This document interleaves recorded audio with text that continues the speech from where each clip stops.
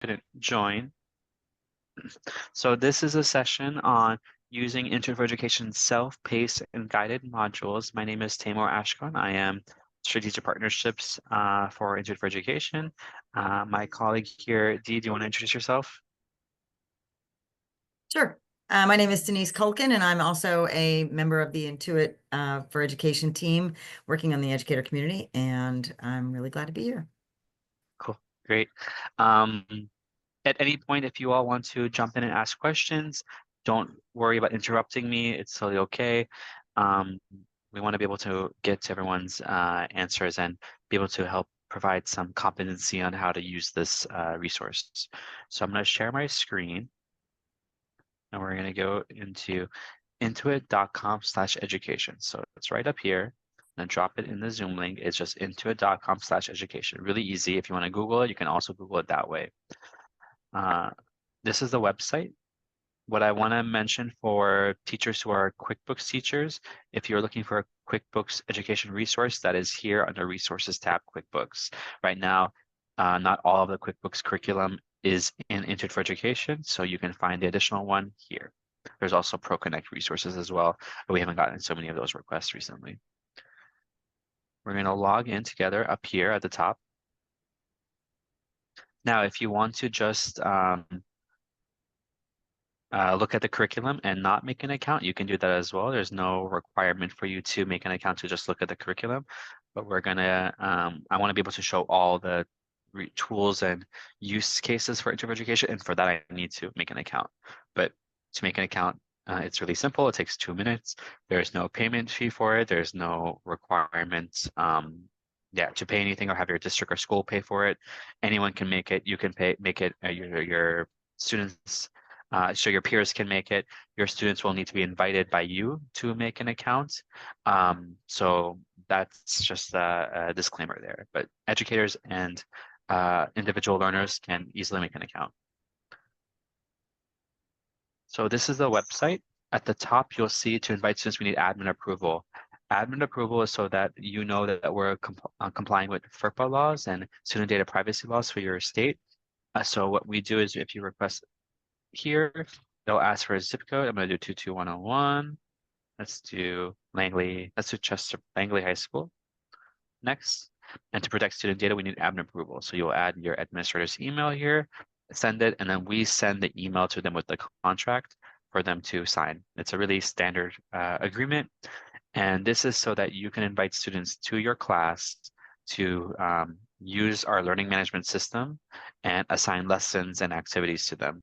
If you don't have if you're not an educator in a school environment, then technically what this would be is like your own email. So you just send it back to yourself and then approve it. And then it'll automatically approve on your end.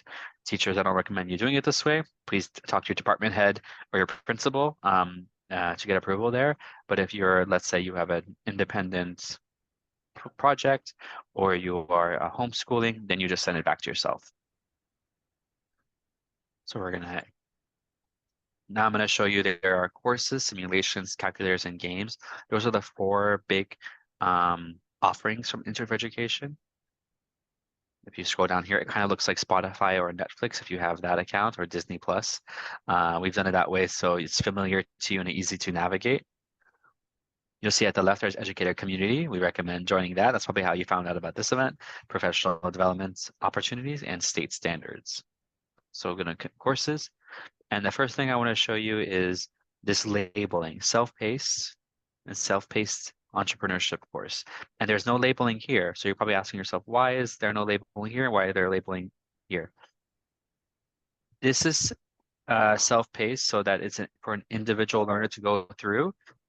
This is great for assigning homework, assigning lessons for students to do like on their own time or during like quiet class time.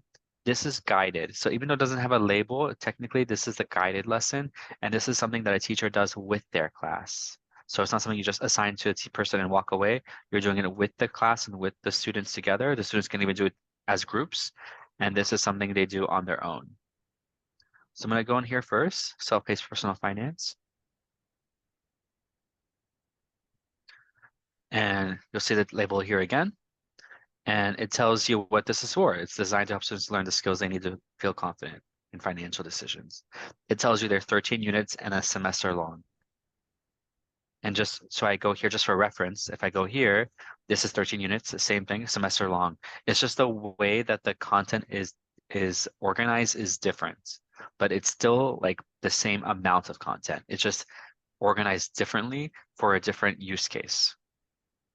So we'll go back to self-paced, and I'm gonna go into budgeting. It tells me that there's 3 lessons in budgeting, and it tells me it's 3 lessons in 4 hours. I'm going to open up, and it tells me the time it takes for each of them, 75 minutes, 82 minutes, 72 minutes. I'm going to open this, and you'll see learning objectives here. So if you're a teacher and you want to like have your specific needs, right? So you want to say like, I want to help my students plan for short or long-term financial goals. You'll see it here. So really quick at the top, this is good to refer back to, so you know this unit is relevant for you. I would make sure that you always check this when you start to make sure the unit is relevant for you. And then you can see if it meets national standards. So national financial literacy standards set by the 2 nonprofits, Council for Economic Education and Jumpstart Financial Literacy Coalition. So you'll see here it satisfies a lot of those standards. So if you're a teacher and you say, I want to make sure my students know, or my department head knows that this is accredited, this is validated curriculum, you can just check here and quickly and easily share it with them that this is. So sometimes when you're looking for admin approval to use self-paced, they want to see this information and you can show that to them. You'll see a rating here and you'll see the content here. You'll notice at the top there's this assign a lesson. This is how I assign a lesson to my class. It gives me the start date, end date, and then I click next and I send it to my students. However, you can't do that if you don't have the admin approval that I shared at the beginning. So you can't assign lessons to your students or to your, to let's say students in this case, until you get that admin approval. And then when you assign lesson, it goes through the steps of what lesson you're assigning, and then the code that you will send to your students for them to log in, and then they see that lesson directly. So they won't see, as a student will not see all the content you see. They're not going to see this entire course. They shouldn't. They should only be able to see the unit you assign them to. So if your student is seeing everything, that means they didn't sign up as they weren't invited by you as a student. They probably joined as an independent learner. We don't recommend that because that's not what that was designed for, and we want to make sure we're following state data privacy rules. So we don't want your student to sign in as an independent learner in your class. We want them to be invited by you through a join code, which is what you do through the assign a lesson steps. So let's go through that. I'll go through that together. Let's do James. Okay, I'm gonna start here and here. Next, confirm. You're all set. Done. There's a little feedback pop up here. I'm gonna just exit out and then go to James. And then you'll see here, this is my class assignment. So I can see for this class, what I assigned, view progress. The progress of the students would be here, and then who the students are here and how well they've done. But then if I click invite students, so copy, and I send it to them, that's how they'll join in.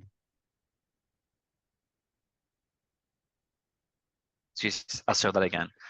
This is the link you will send your students to log in to Intuit for Education. You will not ask them to Google Intuit for Education and log in. You'll not give the link that you use to log in. This is the link you use. Then they will join and they will see only this assignment to do. And then you can see which of them have started it, which of them have completed it, how well they did on it. And that helps you get great information on where your students need more support and where they're doing well.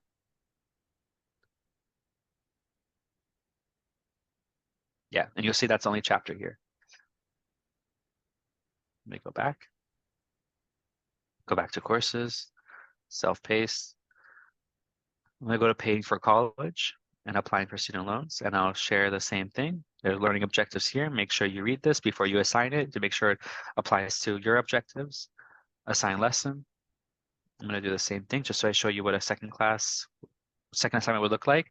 Because you can assign more than one class at a time. Let's do October 16th. Let's do due date December 8th, January 8th, something really far out. Confirm. You're all set. Let's go back here. And then here it is, applying for student loans. Due January 8th, 5 lessons, an hour and a half long. That's how long it should take. Any questions from the group here on this, on the self-paced? Tamar, I just want to iterate that when you assign it to your class, it doesn't automatically send them the link. You have to do that manually. Is that correct? Yes, yes, you have to send this link to them. So if you have like a digital whiteboard, or if they're on their computers and you have like a communication channel through them, you send it to them and they have to click this link. They're not going to automatically just get it. Good question. Cool. So I'm going to go into courses again, and I want to show you the guided. So this is guided. It doesn't have the label of self-paced, so we're calling that guided. And I'm going to go to the same exact unit, budgeting, and basics of budgeting up at the top. And you'll see here, it looks like a similar format. It has the rating at the top, learning objectives, which is the same as the one in self-paced, national standards, same as the one in self-paced.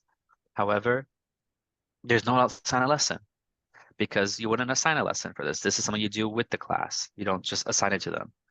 And you'll see there's a lesson plan here. There is a slides presentation. There's an activity using a calculator that has a worksheet and an answer key. And it has a budgeting tool, research homework, and extension activity. And then related content. So I'm going to open up the lesson plan, the presentation, the calculator, the worksheet, the answer key. So you'll see that the answer key will require you to verify that you're a teacher, or that at least you're not a student. And this is a way for us to get around cheating. A lot of students can find information answers really easily online. So we're just doing this to verify that you are actually a teacher. And then worksheet here. So I'll open up the lesson plan first. The lesson plan is extremely detailed. We have made the lesson plan so that if you're a teacher and you've never taught personal finance, you've never taught at least maybe budgeting or credit or taxes, you can just follow this step by step and you'll be okay. If you're a teacher that is experienced or semi-experienced in financial literacy education and you have your own lesson plan, you can also just take from this as you want and put it into your own lesson plan. You can do that by normally copy and pasting the information or making a copy up here. Make a copy, and then that when you make a copy, that document is yours. You own it. It is your copy of the lesson plan. You'll see there's links to these presentations here. And then it tells you that this is 60 minutes, an hour long. It tells you, okay, for the first 5 minutes, this is what you do. This is a slide that you should be on, which I'll share with you in a moment. This is the, once that's welcome. So it tells you, like, for example, welcome to your students to class as they enter. Verbally share the purpose of the activity if you'd like, which is just today's topic, and get them set on the class. So it's like telling you even like how to welcome your students. Again, we know a lot of educators don't need this, and that is totally okay. We're just making it for the brand new educator in this topic, or even a substitute teacher as well. And then there's some reflection. There's a reflection, not reflection question, a brainstorm question. And then it tells you to go to lesson objectives and go through these lesson objectives with them. And then here tells you direct instruction. So it tells you to play this video. So it even tells you how long the video is, and then ask students to respond to the discussion question. So again, you'll see that this is different than a self-paced because that is really much the student going on their own. You're asking the students these questions. You're talking to them about it, about what they're seeing. There's a Credit Karma activity. It tells you how long it should take, and then the wrap up as well. And then homework. So if you want to assign homework to them, you can give like this document, this research worksheet, and it reminds you that the answers are here. So if you want to do homework that way, you can. If you want to assign it to them to do using self-paced, you can do that as well. This is the presentation I was talking about. So when it was telling you, for example, slide Credit Karma budget calculator, that's what this is, slide Credit Karma budget calculator. So it's corresponding to this presentation that is in that unit. You'll see it has 8 slides, not too long, and you can go step by step here. It has the videos as well that you can play directly. It's about a minute to 2 minutes long, usually the videos. And this is something we recommend you having at the front of your class, displayed for everyone to see. The lesson plan is something just for you, so only you should have it, only you should be able to see it. This is something that all the students should see. Yep. And the same with the Google document that we saw, the same with the lesson plan. You can also make a copy of this, and then you own that presentation. You own it to edit it. You own it to customize it. You own it to add to it to your own presentations that you have. You're welcome to do that. Okay. This is a calculator that it was referencing. What I love about the calculator is students don't need to make an account to use it. So if I even drop it in the Zoom link and someone wants to check, you don't need an account to use a calculator. So you don't have to ask each student to log in. You can just share it with your students and they can use it. And there's even activities here as well. If the students want to play on the calculator a little longer and go through other activities, they have other activities they can use too. This is the worksheet it was referencing. So what are the elements that need to be included in a budget? What specific type of expenses? Tells you the budget calculator. So this is something you would print out for your students and they'd work on together. So not everything here is all digital. You can also print things out too. And then this is the other worksheet, budget tool research. This was the recommendation to use as homework.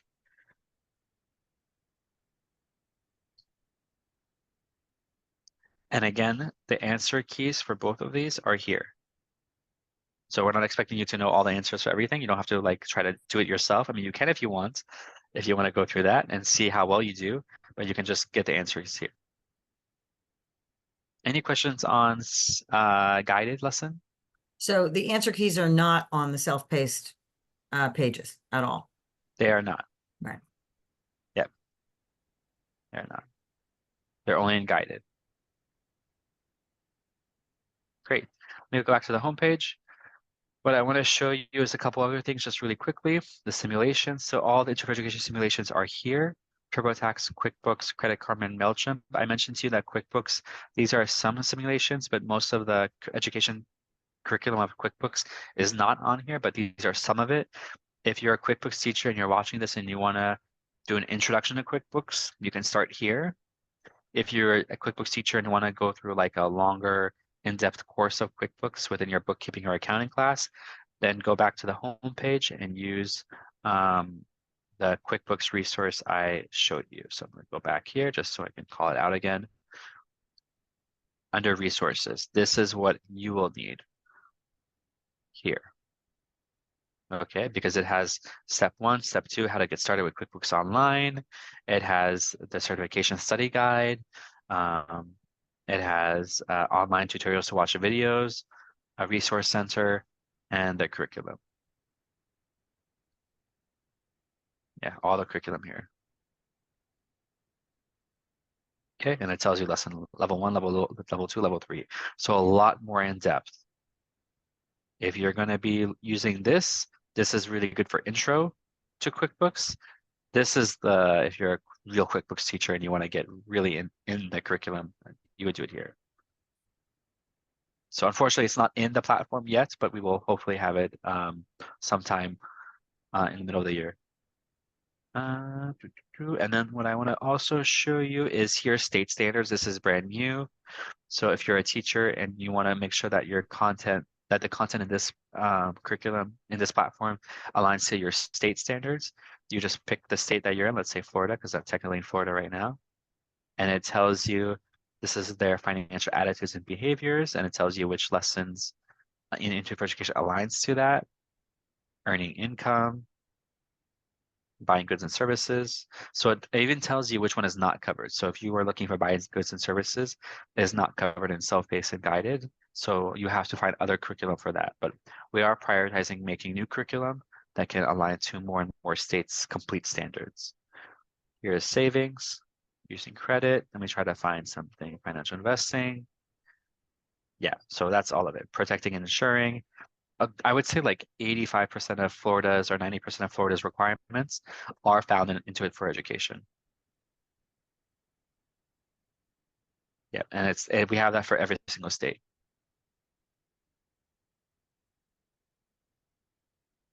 Okay, and we have about 2 minutes left. Does anyone have any questions?